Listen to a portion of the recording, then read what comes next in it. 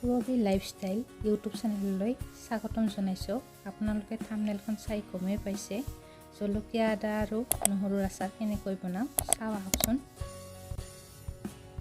জলকীয়া আচাৰ বনাবৰ কাৰণে আমি লৈছোঁ জলকীয়া, পকা জলকীয়া, আদাৰ টুকুৰা সৰু সৰুকৈ লৈছোঁ, নহৰু ইয়াতে লৈছোঁ ডাঙৰ চামুচেৰে এচামুচ পাঁচফোৰণ, এয়া লৈছোঁ ডাঙৰ চামুচেৰে এচামুচ বগা সৰিয়হ।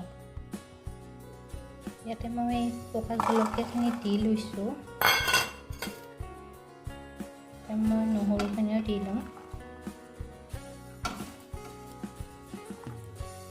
আদাখিনিও দি লওঁ। ইয়াতে এইখিনি গোটেইখিনি দি ইয়াতে জোখ অনুযায়ী নিমখ আৰু হালধি দি লওঁ।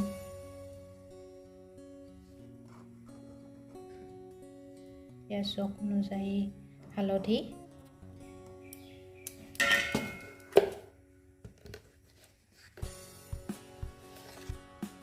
এয়া দিছোঁ নিমখ,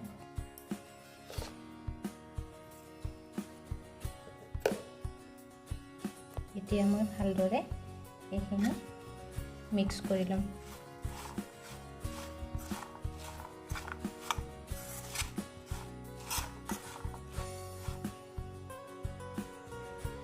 এতিয়া মই ইয়াতে কেৰাহীখনত আচাৰৰ কাৰণে তেল গৰম হ'ব দিম। জোখ অনুযায়ী মিঠাতেল দিছোঁ,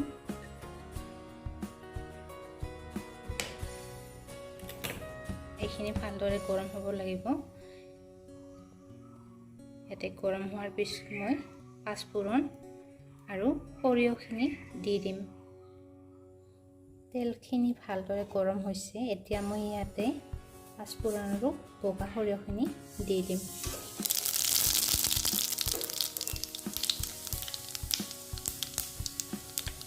গেছটো অফ কৰি দিছোঁ।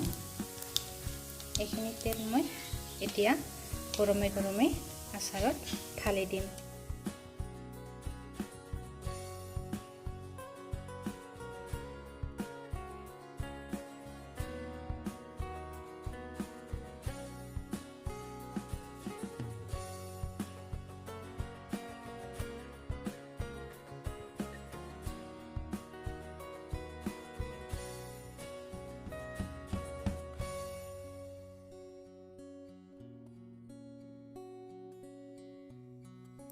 ভিনেগাৰ ডাঙৰ চামুচেৰে 2 চামুচ লৈছোঁ। ইয়াতে আচাৰখিনি এতিয়া মিক্স কৰি দিম ভিনেগাৰখিনি ভালদৰে,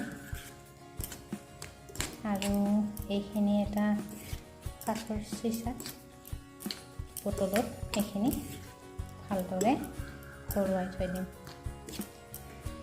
এতিয়া মই আচাৰখিনি বটলটোত সোমাই লৈছোঁ ভালদৰে।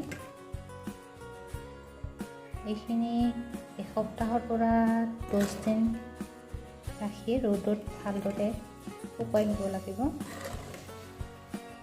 পিছত এইখিনি খাব পৰা হৈ যাব।